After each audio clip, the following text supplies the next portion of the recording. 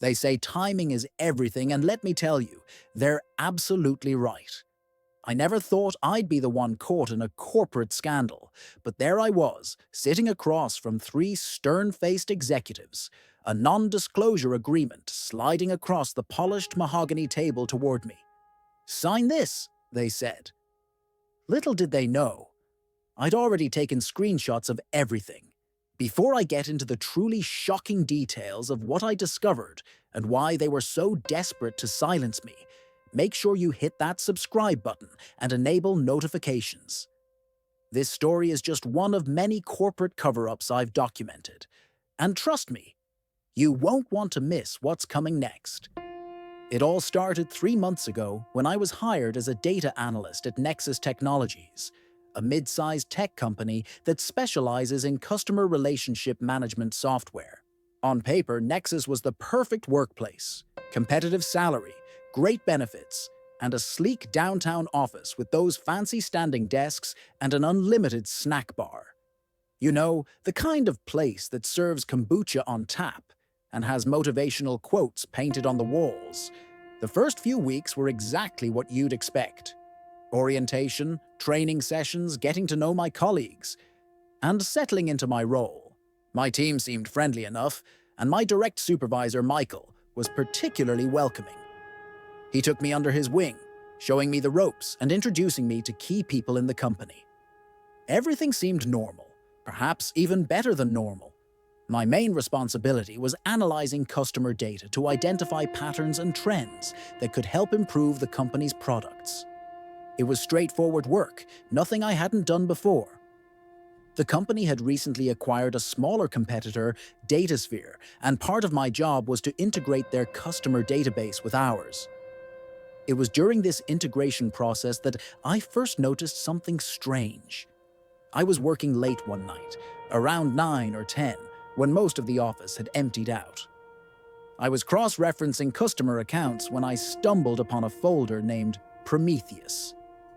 Odd name, I thought, but nothing particularly alarming. Companies use all sorts of code names for their projects. I clicked on the folder, expecting to find more customer data or perhaps information about a new product in development. Instead, I found myself looking at what appeared to be extensive personal information on thousands of individuals who weren't even customers. We're talking detailed psychological profiles, browsing habits, purchase histories, even private communications. This wasn't standard market research data. This was surveillance, pure and simple. My heart started racing. What was Nexus doing with this information? Why were they collecting it? And most importantly, did these people know they were being watched so closely? I scrolled through the files, my unease growing with each passing minute. The database contained information on political figures, journalists, activists, and even some celebrities. But the majority were just ordinary citizens who, for some reason, had caught the company's attention. I noticed that many of the individuals had one thing in common. They had all downloaded or used a free browser extension called Secure Shield, which promised enhanced online privacy and security. The irony wasn't lost on me. It appeared that Secure Shield, far from protecting its users, was actually a sophisticated spyware program that Nexus was using to harvest personal data. My first instinct was to close the folder and pretend I'd never seen it. After all, I was new to the company, and I didn't want to rock the boat. But I couldn't just ignore what I'd found. This wasn't just unethical, it was almost certainly illegal. I decided to dig deeper, but carefully. Over the next few days, I accessed the Prometheus folder during off hours, taking screenshots of the most damning evidence.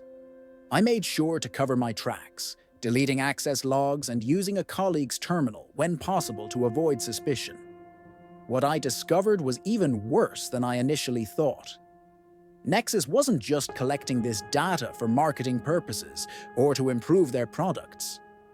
They were selling it to third parties, including private intelligence firms, political campaigns, and even foreign entities. There were detailed financial records showing millions of dollars changing hands in exchange for this illegally obtained information.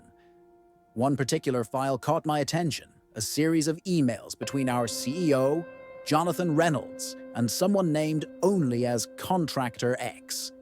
The emails discussed using the Prometheus data to neutralize potential threats and manage public perception. The language was vague but menacing, hinting at blackmail and character assassination. I knew I had to do something with this information, but I also knew I needed to be smart about it. Whistleblowers often face severe consequences, both legal and personal. I needed protection.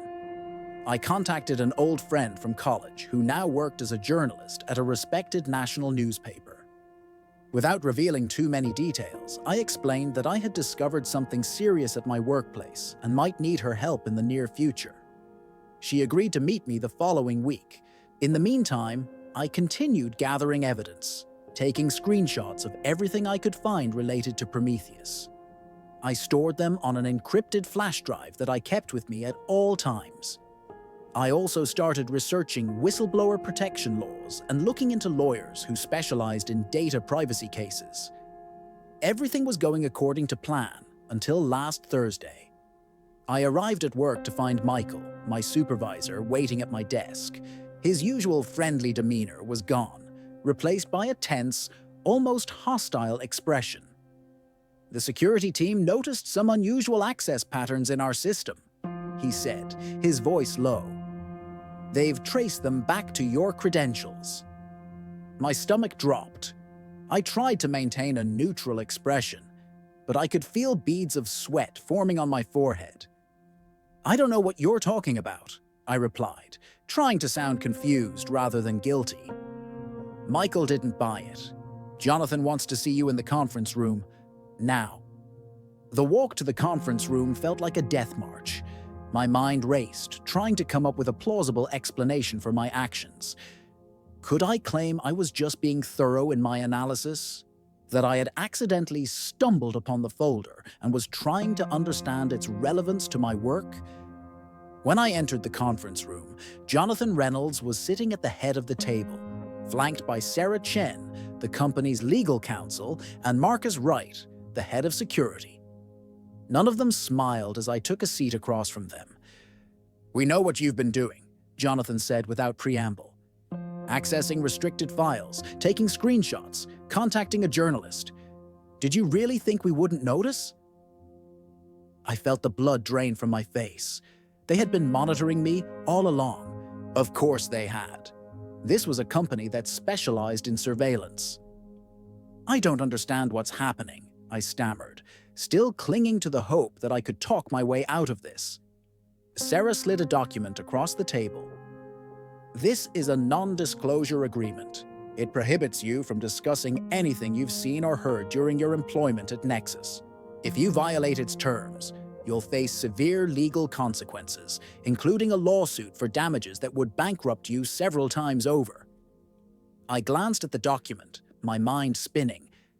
It was several pages long, filled with dense legal language. "And if I refuse to sign?" I asked. Already knowing the answer, Marcus leaned forward, his expression cold. "That's not an option. You've accessed confidential company information without authorization. That's a federal crime under the Computer Fraud and Abuse Act. Sign the NDA, and we'll consider this matter closed. Refuse, and we'll have no choice but to involve law enforcement." It was a threat, plain and simple. But they had made one critical mistake. They assumed I hadn't taken precautions. "I need time to read this," I said, picking up the document. "Take all the time you need," Jonathan replied with a thin smile. "But you're not leaving this room until you sign." For the next hour, I pretended to carefully read the NDA, occasionally asking questions to give the impression that I was considering my options. In reality, I was buying time, trying to figure out my next move. The NDA was as draconian as I expected. It not only prohibited me from discussing anything related to Prometheus, but also required me to turn over any evidence I had collected and to submit to a search of my personal devices. Signing it would effectively silence me and give them the opportunity to erase all traces of their illegal activities. Eventually, I realized I had no choice but to sign. Refusing would only make things worse. So, with a shaking hand, I signed my name on the final page, watching as Sarah immediately took the document and placed it in a folder. "You'll be escorted to your desk to collect your personal belongings," Jonathan said. "Your employment with Nexus is terminated, effective immediately. Your final paycheck, including 2 weeks' severance, will be deposited into your account." Marcus stood up, indicating that I should follow him. As we walked back to my desk, I felt a strange mix of fear and relief. Fear because I knew Nexus wouldn't hesitate to come after me if they discovered what I had done. But relief because I had managed to preserve the evidence. You see, while they were right that I had taken screenshots, they were wrong about one crucial detail. I hadn't stored them all on my work computer. The most damning evidence was safely tucked away on that encrypted flash drive in my pocket and backed up to a secure cloud account that only I could access. As I cleared out my desk under Marcus's watchful eye, I made sure to act defeated and scared, which wasn't difficult given the circumstances. I handed over my company laptop, ID badge, and parking pass, then left the building for what I thought would be the last time. But my ordeal was far from over. That evening, as I was reviewing the screenshots and preparing to meet with my journalist friend, I noticed a black SUV parked across the street from my apartment. When I went out to grab dinner, the SUV followed me, maintaining a discreet distance, but always visible in my rearview mirror. They were watching me, waiting for me to make a move that would violate the NDA. This wasn't just corporate intimidation. It was surveillance and harassment. I cancelled my meeting with the journalist and went back to my apartment, my mind racing. I needed a new plan, one that wouldn't lead Nexus straight to my source. I spent the night researching secure communication methods and alternative ways to expose what I had found. The next morning, I noticed not one, but 2 vehicles outside my apartment. The black SUV had been joined by a grey sedan with tinted windows. I was effectively under house arrest, even though I technically hadn't broken any laws. That's when I decided to take a more drastic approach. I called in sick to my part-time job at a local bookstore, packed a small bag with essentials, and slipped out through the building's back entrance, which led to an alley. From there, I took a series of buses and trains to throw off anyone who might be following me, eventually ending up at a budget motel on the outskirts of town. Using the motel's Wi-Fi and a VPN to mask my location, I created an anonymous email account and reached out to several journalists known for their work on data privacy and corporate misconduct. I included a small sample of the screenshots as proof of what I had discovered, careful to remove any metadata that could be traced back to me. Within hours, I received responses from 3 different reporters, all eager to learn more. I arranged a secure video call with one of them, Emma Richardson from the Washington Post, using an encrypted messaging app. Emma was understandably cautious, but also excited about the potential story. She asked probing questions about how I had obtained the information and what it contained, helping me understand which parts were most newsworthy and which might put me at legal risk if revealed. "What you found is explosive," she said, after I had explained everything. "But you need to be careful. Companies like Nexus have deep pockets and powerful friends. They'll do everything they can to discredit you and suppress this story." I knew she was right.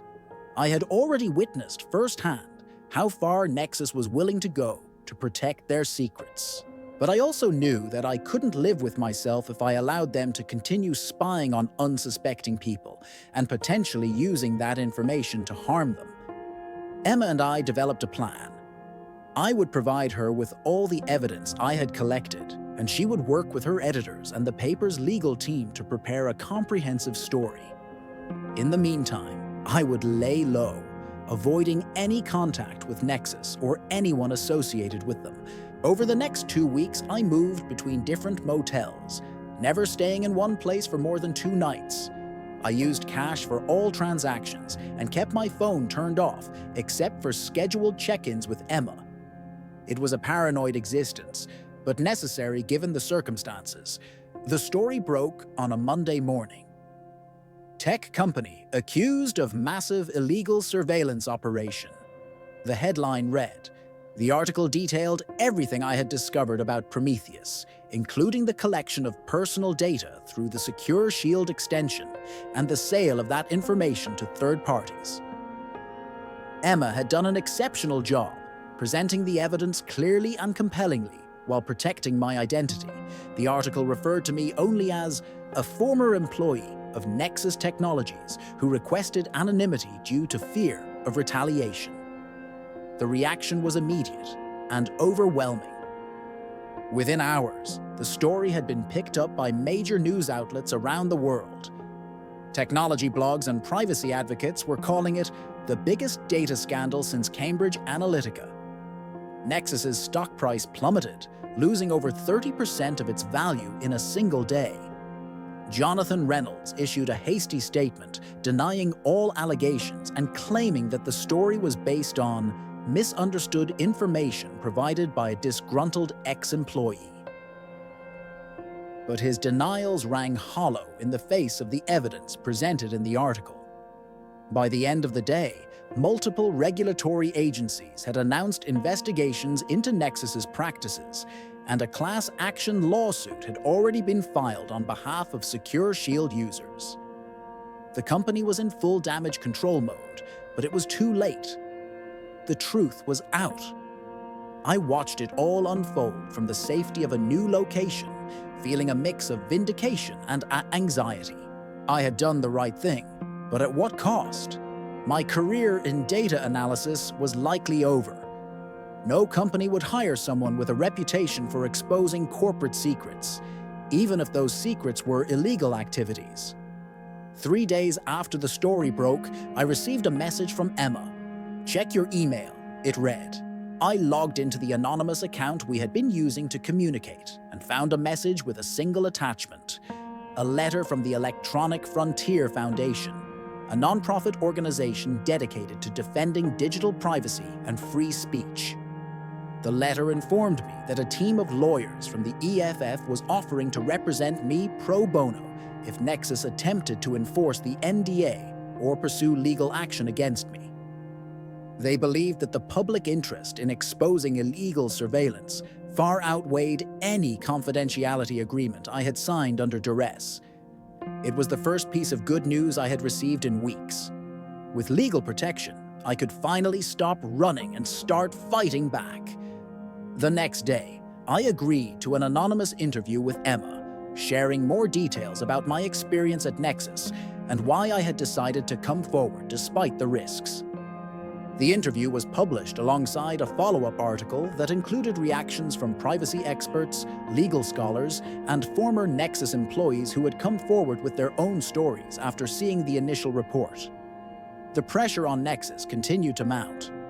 Major clients began suspending their contracts, and partners distanced themselves from the company. Jonathan Reynolds was placed on administrative leave pending the results of an internal investigation, and the board of directors appointed an interim CEO.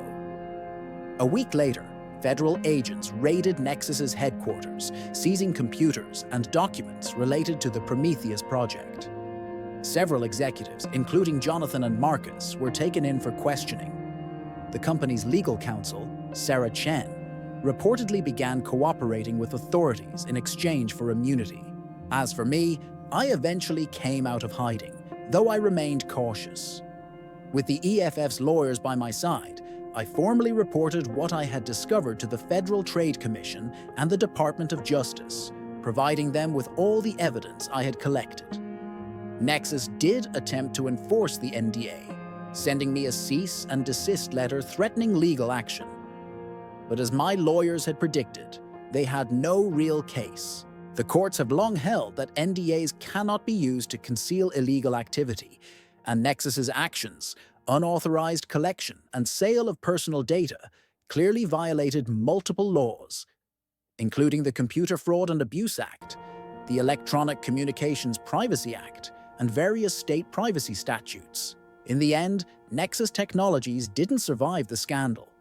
The company filed for bankruptcy 6 months later, unable to recover from the loss of clients, regulatory fines, and lawsuits.